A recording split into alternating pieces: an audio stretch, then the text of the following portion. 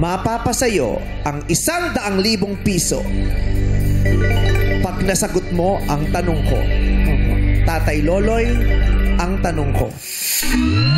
Ano ang ibig sabihin ng OFW? Tatay, wait lang, tatay, ha? Bibigyan kita ng pagkakataon. OFW. 3 letra. Walang magsasagot. No coaching. Sa akin ka lang titingin. 3 letra. Ano bang ibig sabihin nung 3 letra? Yung O, yung F, at W. Ano po ang ibig sabihin ng OFW? Kailangan nyo nang sumagot, Tatay Loloy. Go! Overseas.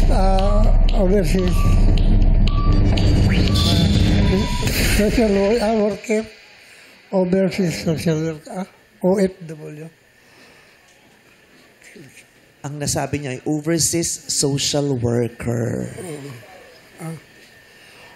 Overseas social worker ang sabi mong ibig sabihin ng OFW. Tatay Loloy, ang overseas social worker ay mali.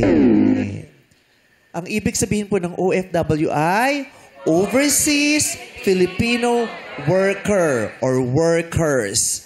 Yun po, tatay, sayang. Hindi niyo po nasagot. Hindi niyo po maiuwi ang 100,000 pesos. Okay lang po. Opo. Nalungkot po ba kayo, tatay? Okay lang po. Hindi naman? Hindi naman. Hindi naman. Happy ka pa rin na uuwi?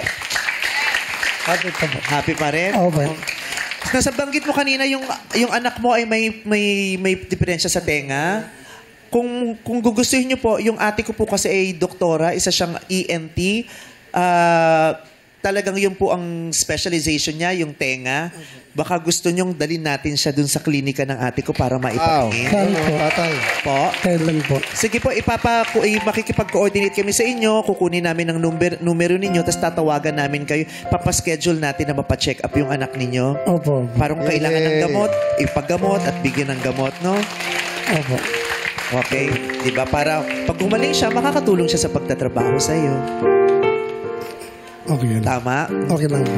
Merry Christmas, tatay. Hey. Ayoko umuwi ka ng walang hawak-hawak na pera. Bibigyan kita ng 10,000 pesos. Yeah!